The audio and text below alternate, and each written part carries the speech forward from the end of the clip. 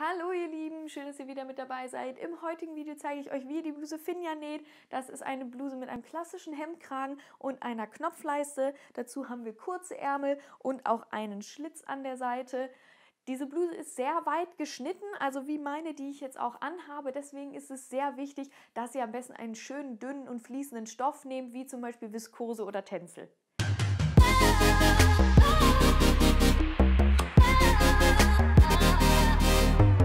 Als erstes schneide ich das Rückteil zu. Dafür legt ihr euch das Rückteil hin und schneidet genau dort, wo das Rückteil endet, einmal ab. So, dann haben wir das Stück Stoff genauso breit wie das Rückteil. Und nun legen wir uns einen Bruch und dafür legen wir den Stoff so breit im Bruch, wie auch das Rückteil ist, um Stoff zu sparen. Also ungefähr so, dass hier die Webkante ist und hier der Bruch, und damit haben wir dann noch das ganze Stück hier oben frei, was wir noch nutzen können. Und dann schneiden wir als erstes das Rückteil zu. Achtet besonders hier am Hals darauf, dass ihr richtig zuschneidet, dass ihr dann nicht aus Versehen zu viel oder zu wenig Stoff im Bruch habt. Das ist ganz wichtig, damit der Kragen nachher reinpasst. Dann noch die Knipse übernehmen. Hier an der Schulter haben wir einen, dann hier im Armloch und unten ist noch ein Knips für den Schlitz. Ganz wichtig ist auch noch die hintere Mitte einmal zu markieren, hier im Bruch. So, dann können wir nämlich hier aus dem restlichen Stück noch den Ärmel zuschneiden, und den Ärmel brauchen wir zweimal, und weil wir ihn zweimal brauchen, klappen wir jetzt einfach das Stoffstück einmal so in der Länge um, dass der Ärmel zweimal drauf passt. Achtet darauf, dass der Fadenlauf parallel zur Webkante ist, und dann können wir das auch ausschneiden und auch die Knipse übernehmen. Hier oben haben wir einen im vorderen Armloch, dann einen für die Schulternaht und zwei hinten, und dann haben wir noch jeweils zwei Knipse am Saum.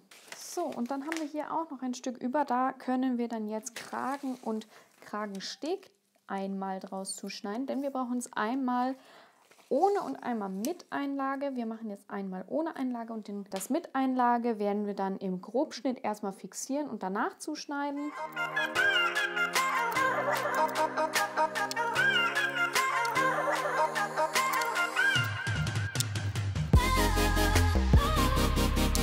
Ich habe hier jetzt noch mal ein Stück Stoff, was ich jetzt großflächig mit Einlage bekleben werde, so dass ich daraus noch mal Kragen und Kragensteg zuschneiden kann.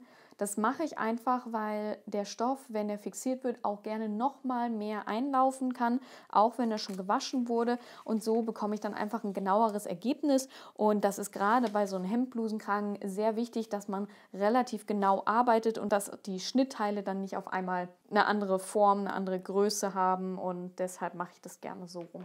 So, ich habe jetzt hier das Stück mit Einlage verstärkt, und dann kann ich jetzt noch meinen Kragen und Kragensteg auflegen und zuschneiden und habe dann ein recht genaues Ergebnis. So, nochmal eine kurze Kontrolle, ob wir alle Knipse übertragen haben. Wir haben am Kragen einmal die Mitte jeweils geknipst und rechts und links daneben und an den Seiten hier jeweils. Das sind also 1, 2, 3, 4, 5, 6.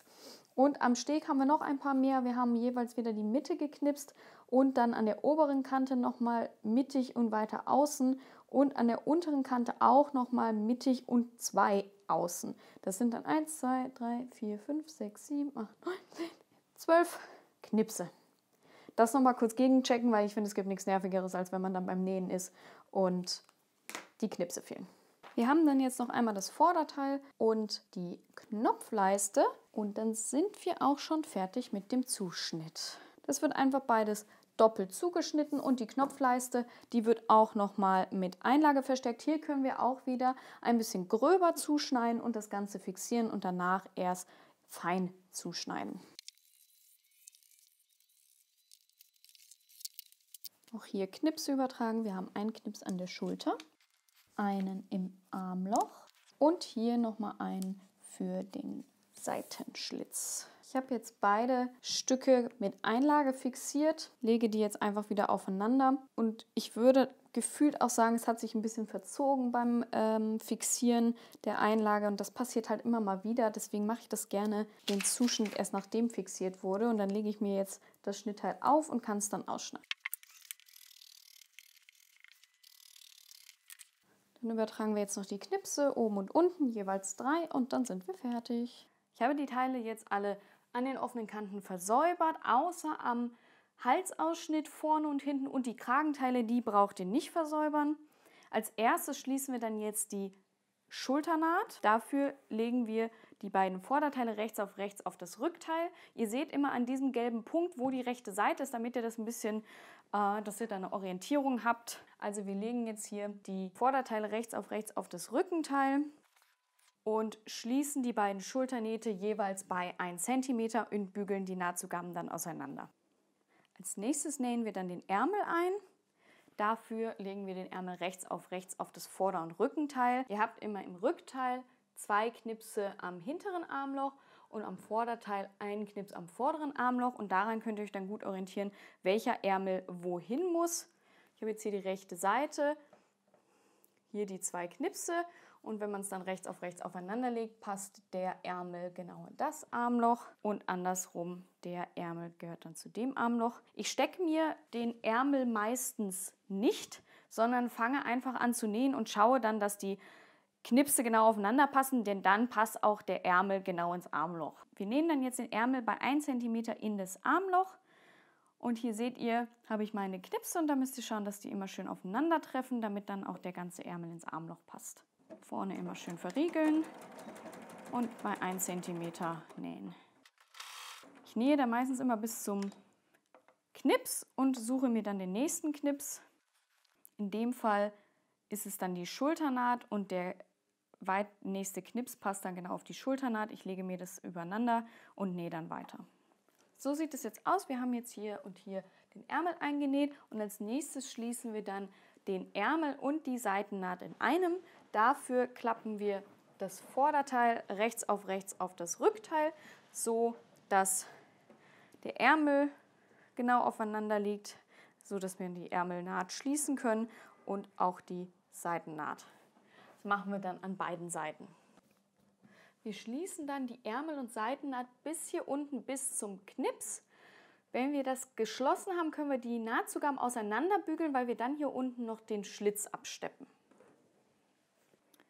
Ich habe jetzt hier am Schlitz die Nahtzugaben nach innen umgebügelt, auch 1 cm. Die Nahtzugaben hier sind auch flach gebügelt auseinander. Und dann fangen wir jetzt an der einen Seite vom Schlitz auf der rechten Seite an abzusteppen bei 0,7 cm. Steppen bis zum Ende von dem Schlitz.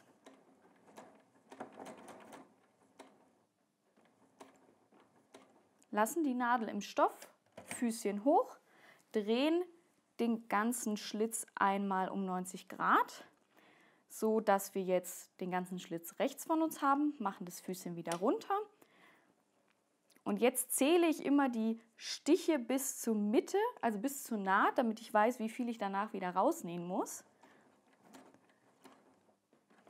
Das sind jetzt 4, also mache ich nochmal 4 nach hinten, 1, 2, 3, 4.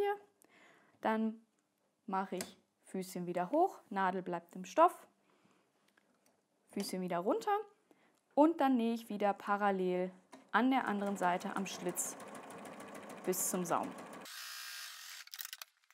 Und so sieht das Ganze dann fertig aus. Einmal ein abgesteppter Schlitz. Ihr könnt das auch schmaler absteppen, wenn ihr es gerne schmaler haben wollt. Das ist eigentlich relativ egal. Hauptsache, ihr fasst dann die Nahtzugabe unten drunter mit. Also hier ist sie natürlich mitgefasst. Ihr könnt es aber auch schmaler absteppen, wie ihr mögt. Als nächstes machen wir dann die Knopfleiste. Ich habe mir das jetzt hier schon passend hingelegt, welche Knopfleiste wohin gehört. Ihr könnt oben und unten an der Knopfleiste daran erkennen, dass unten die Knopfleiste gerade ist und oben ist sie ganz leicht geschwungen.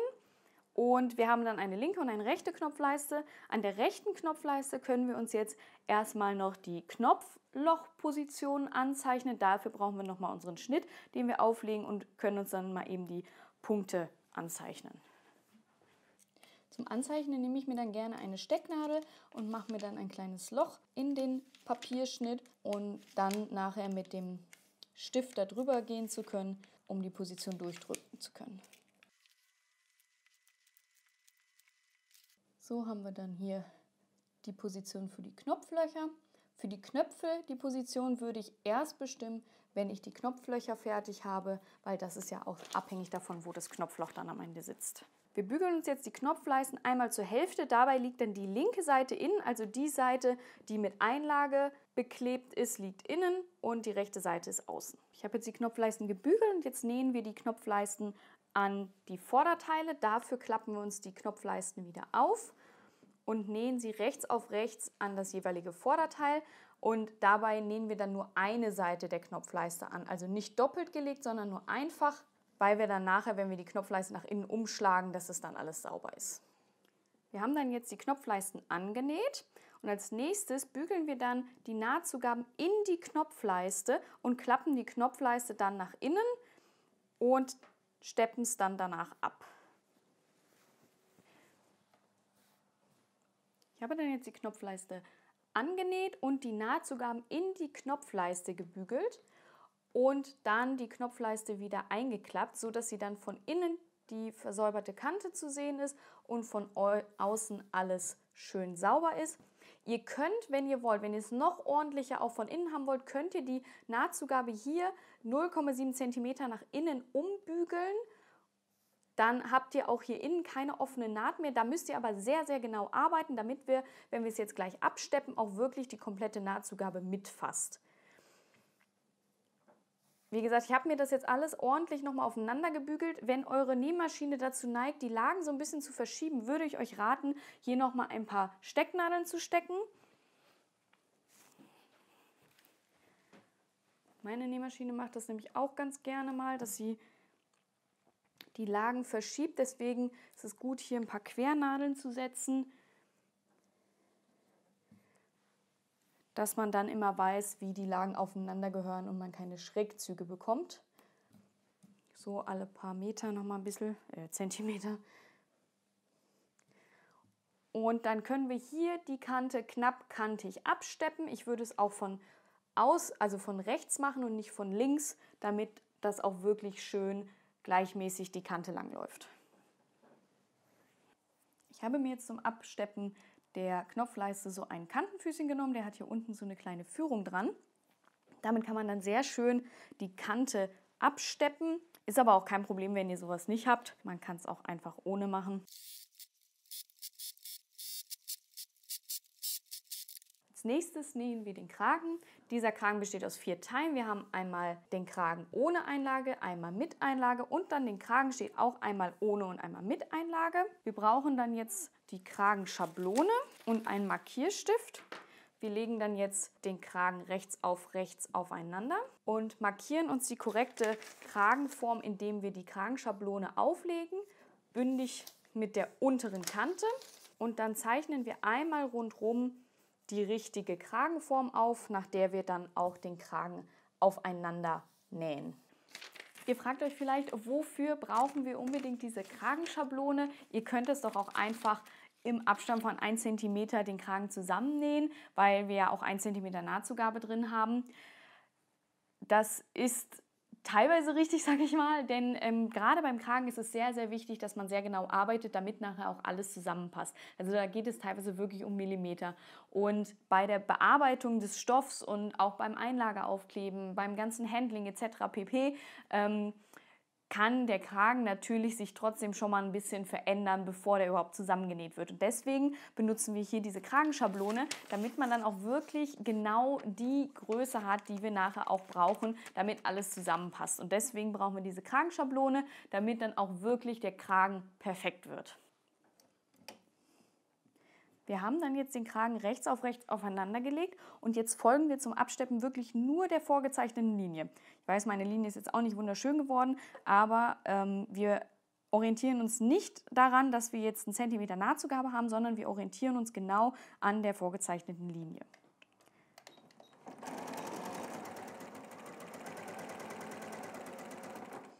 Bei den Kragenspitzen könnt ihr kurz vor Ende der Spitze einen Stich quer setzen.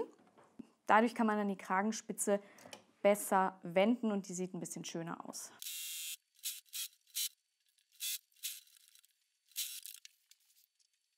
Wir können dann hier die Nahtzugaben noch zurückschneiden, besonders an der Kragenspitze. Schön zurückschneiden, nicht in die Naht schneiden, das wäre doof, dass wir dann nicht zu viel Nahtzugabe im Kragen haben.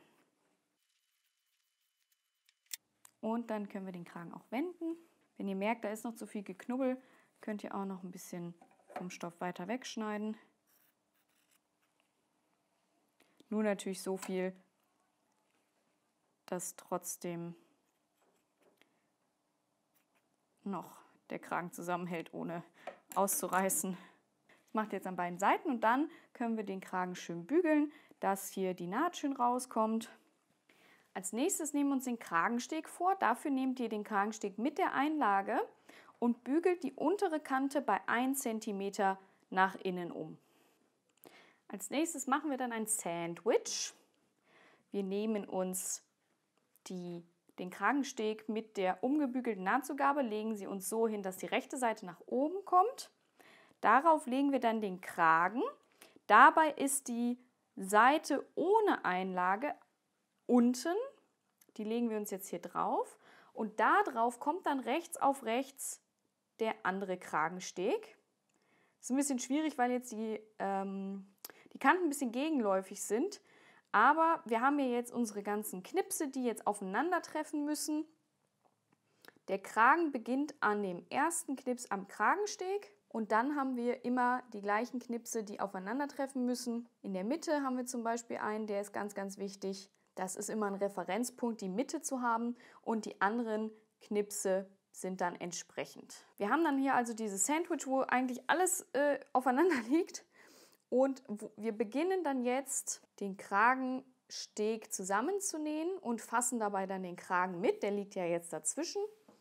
Und beginnen dann unten an der unteren Kante und steppen einmal rundherum bis hier fest.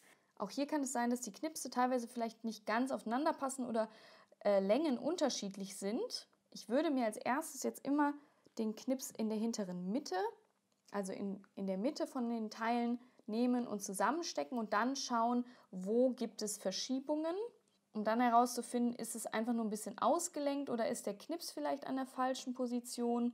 Weil wenn die Knipse nicht aufeinander passen, die Längen aber trotzdem stimmen, dann ist vielleicht einfach der Knips ein bisschen verrutscht. Wenn aber auch die Längen nicht aufeinander passen, stimmt vielleicht der Knips und man hat vielleicht etwas ausgedehnt. Wenn ihr hier gar nicht wisst, wo hier noch oben und unten ist, dann nehmt am besten die Teile nochmal auseinander und legt den Schnitt nochmal auf, um zu sehen, ob es da vielleicht Größenunterschiede gibt oder ob der Knips verrutscht ist. Ich habe mir jetzt alle Knipse aufeinander gesteckt und jetzt fangen wir hier an und steppen bei 0,7 cm einmal hier rundherum bis hier hinten. Nun haben wir den Kragen ja soweit fertig und jetzt können wir den Kragen auf die linke Seite der Bluse stecken. Also nicht auf die rechte, sondern auf die linke.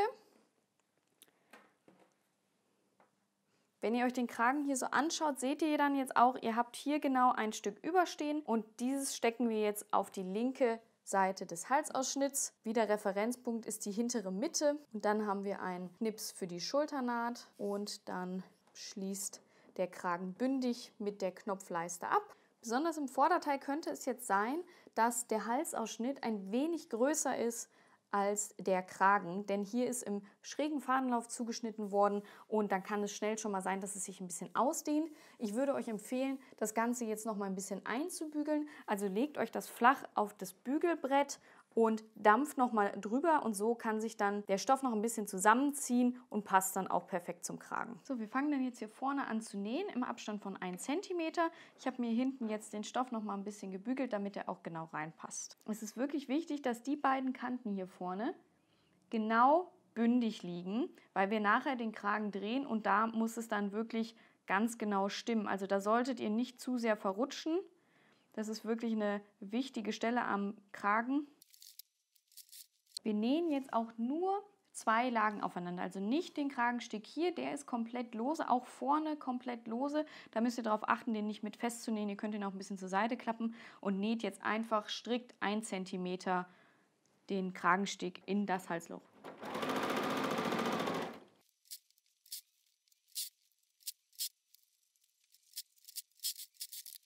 Hier vorne an der Spitze ist es ganz wichtig, dass ihr genau hier direkt unter dem umgebügelten Teil anfangt zu nähen. Also nicht daran halten, dass ihr jetzt irgendwie 1 cm näht, sondern genau hier an der Spitze anfangen.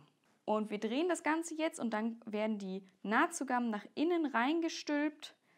Noch ein Tipp dazu: Damit sich das innen drin schöner legt, könnt ihr hier die Nahtzugabe so ein bisschen schräg wegschneiden. Und wenn ihr es dann reindreht, habt ihr weniger Geknubbel hier drin. Dann würde ich jetzt die Nahtzugaben einmal alle schön in den Kragen bügeln und dann können wir das Ganze absteppen. Ich habe mir dann jetzt wieder mein Kantenfüßchen geschnappt, damit ich das annähen kann.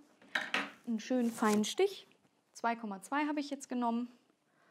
Und dann können wir anfangen, den Kragensteg zuzusteppen. An der Stelle arbeite ich immer sehr gerne mit einem spitzeren Auftrenner, damit ich damit die Nahtzugaben schön hier reinstecken kann, um sie dann unter die Nähmaschine zu führen. Wieder schön verriegeln vorne.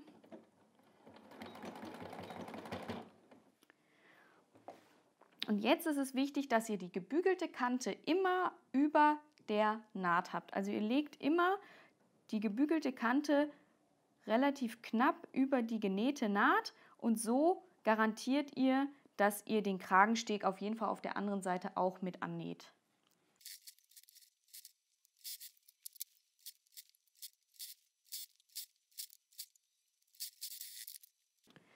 Als nächstes arbeiten wir dann die Knopflöcher ein. Wir haben uns ja schon Punkte markiert, wo die Knopflöcher hin müssen. Die Knopflöcher gehen dann längs nach unten, also vom Punkt nach unten weg. Ich habe hier so einen Knopflochfuß dafür, kann man aber auch mit einem Zickzack machen. Da müsst ihr mal in eure Anleitung von der Nähmaschine gucken, wie es am besten geht. Ich nehme immer erstmal ein Probestück und probiere die Knopflöcher aus, weil ja, Knopflöcher sind immer irgendwie eine schwierige Sache für Nähmaschinen, warum auch immer. Aber wichtig ist, dass ihr den Stoff nicht runterfallen lasst, sondern dass es immer schön oben liegt und dass ihr eventuell den Stoff sogar ein bisschen hochhebt, weil die Nähmaschine relativ empfindlich ist beim Stofftransportieren mit so einem Knopflochfuß und deswegen so wenig wie möglich dran ziehen oder zu wenig Gewicht wie möglich dran haben.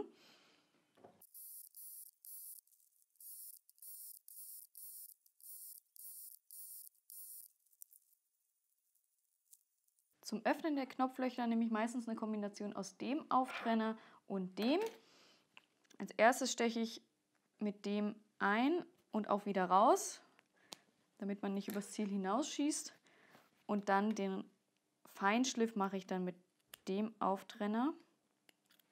Es ist dann auch wichtig, dass ihr auf jeden Fall hier die Fäden so ein bisschen rausholt und abschneidet, damit nachher der Knopf nicht da drin hängen bleibt und eventuell andere Fäden zieht.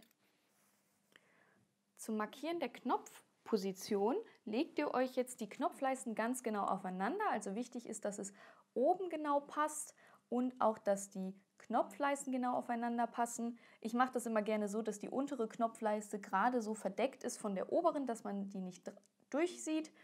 Und dann nehmt ihr euch einen Markierstift und stecht im oberen Drittel durch das Knopfloch und habt dann so die richtige Knopfposition für euren Knopf, der dann da drunter liegt. Da kann es dann auch sein, dass der Knopf nicht unbedingt genau in der Mitte von der Knopfleiste ist. Das ist aber auch vollkommen in Ordnung, denn eigentlich muss der Knopf natürlich passend zum Knopfloch sein und dann kann es sein, dass es unten drunter vielleicht ein bisschen verrutscht.